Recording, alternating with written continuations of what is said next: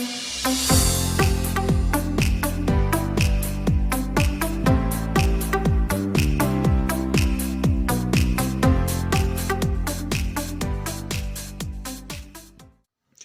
students, how are you all?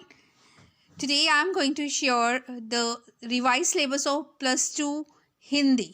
अब हम बात करेंगे नवीनतम पाठ्यक्रम की।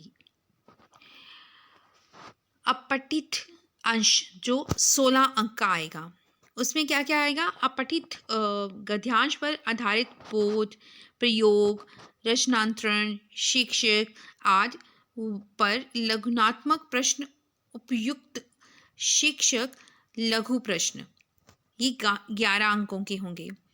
अपठित काव्यांश पर आधारित 5 लघुनात्मक प्रश्न, ये 5 अंकों के होंगे। कार्यकल्पी हिंदी और रचनात्मक लेखन, ये 20 अंकों के होंगे, जो माध्यम पुस्तक के आधार पर होंगे। दिए गए नए और अप्रत्याशित विषयों में से किसी एक प्रश्न पर रचनात्मक लेखन लिखना है, जो 5 अंकों का होगा।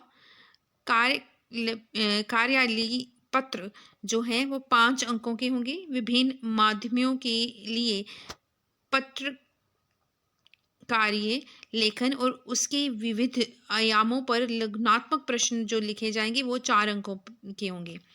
कविता, कहानी, नाटक की रचना प्रक्रिया पर आधारित प्रश्न 3 अंकों के होंगे। समाचार लेखन, फीचर लेखन, आलेख लेखन, ये 3 अंकों के होंगे।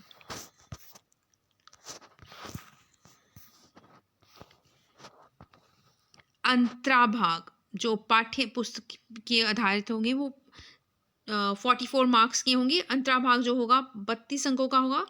काव्य भाग जो होगा 16 अंकों का होगा। 2 काव्यांशों में से किसी एक काव्यांश की सप्रसंग व्याख्या करनी होगी, जो 6 अंकों की होगी। कविता के कथ्य पर 2 प्रश्न पूछे जाएंगे, जो 4 अंकों के होंगे। कविताओं के काव्य सौंदर्य पर 2 प्रश्न पूछे जाएंगे, जो 6 अंकों के होंगे। गद्य भाग 16 अंकों का कुल होगा, जिसमें से 2 गद्यांशों में से किसी एक गद्यांश की सप्रसंग व्याख्या विकल्प सहित करनी होगी, जो 5 अंकों की होगी। पाठों की विषय वस्तु पर 2 प्रश्न पूछे जाएंगे, जो 6 अंकों के होंगे। एक लेखक, एक कवि का साहित्यिक परिचय पूछा जाएगा, जो 5 अंकों का होगा। अंतराल भाग जो कुल 12 अंकों का होगा। पाठ्यों की विषय वस्तु पर आधारित एक प्रश्न विकल्प सहित पूछा जाएगा, जो 4 अंकों का होगा। विषय वस्तु पर आधारित 2 निबंधात्मक प्रश्न पूछे जाएंगे, जो 8 अंकों के होंगे। श्रवण एवं वाचन 10 अंकों के होंगे और परियोजना 10 अंकों की होगी। सबसे पहले परीक्षार्थियों द्वारा की जाने वाली सामान्य गलतियों की बात करते हैं। अपठित गद्यांश के उत्तर सदैव अपनी भाषा में दें। गद्यांश की भाषा हूबहू ना लिखें। अक्सर इस जो स्टूडेंट्स हैं वो गद्यांश की भाषा हूबहू लिख देते हैं, ये गलती नहीं करनी है। अपठित पद्यांश के उत्तर कविता की उन्हीं पंक्तियों को लिखकर ना दें। कविता को समझकर अपनी भाषा में अर्थात गद्य में उत्तर लिखें। रचनात्मक लेखन लिखते समय छात्र दिए गए विषय से संबंधित अपने ज्ञान और कल्पनाशीलता का प्रयोग करें। पत्र लिखते समय पता तथा विषय प्रश्न में से ही चुनें। अपनी इच्छा से पता व विषय ना बनाएं। कई बार जो स्टूडेंट्स हैं वो अपनी इच्छा से लिख देते हैं, वो नहीं लिखना है। धन्यवाद तथा तिथि तिरछा ना लिखें, स्थान ही लिखें। जिस स्थान पे लिखा जाना चाहिए उसी स्थान पे लिखना है। पत्र के अंत में अपना नाम व विद्यालय का नाम ना लिखें। अपना नाम और विद्यालय का नाम नहीं लिखना है, इस बात का ध्यान देना है कि वो नहीं लिखना है। प्रश्नों का उत्तर देते समय अंकों का ध्यान रखते हुए शब्द सीमा का ध्यान रखें। ये नहीं है कि आपको कम अंक का प्रश्न का उत्तर लिखना है, उसको आप डिटेल में लिखोगे, ऐसे नहीं करना है। काव्य सौंदर्य के प्रश्न में अक्सर परीक्षार्थी सप्रसंग व्याख्या कर देते हैं, जो कि ठीक नहीं है। सप्रसंग व्याख्या वाला प्रश्न अलग है और काव्य सौंदर्य का अलग। 4 जीवनियों में से केवल एक जीवनी ही लिखनी होती है।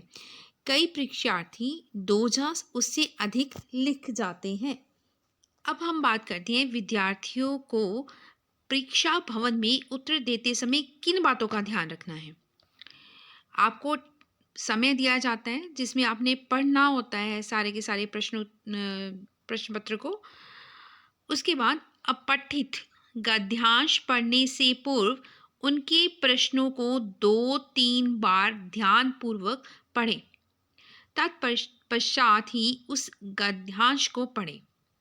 ये नहीं है कि जल्दी जल्दी में उत्तर देने की कोशिश करनी है, 2 या 3 बार उसको ध्यान से पढ़ना है। ठीक इसी प्रकार पद्यांश का प्रश्न हल करें।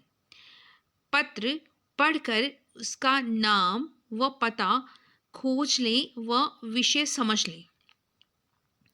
रचनात्मक लेखन को सुनिश्चित करने के पश्चात उसके विभिन्न बिंदु दिमाग में सुनिश्चित कर लें। गद्य पद की व्याख्या में लेखक तथा कविता का नाम ध्यान कर लें। काव्य सौंदर्य में भी कवि कविता के बारे में सुनिश्चित कर लें।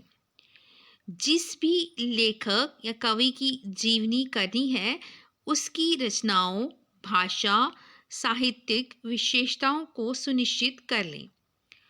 उत्तर लिखते समय बाईं ओर हाशिया छोड़ें। प्रत्येक प्रश्न का उत्तर लिखने के बाद 2 पंक्तियों को अवश्य छोड़ें, जिससे सभी उत्तर स्पष्ट दिखें। महत्वपूर्ण अंशों को विशेषतः रेखांकित करें। प्रत्येक प्रश्न को अंकों के अनुसार ही शब्द सीमा में बांधकर समय का ध्यान रखते हुए लिखें। मूल्य आधारित प्रश्नों के उत्तर अपनी भाषा में लिखें। सभी प्रश्नों के उत्तर देने का अधिक प्रयास करें। अपठित गद्यांश, पद्यांश, पत्र तथा रचनात्मक लेखन वाले प्रश्नों को अंत के लिए ना छोड़कर सुविधानुसार बीच में ही हल करने का प्रयास करें। So I hope the new revised syllabus is clear to you all. Prepare your syllabus properly. Good luck for your exams.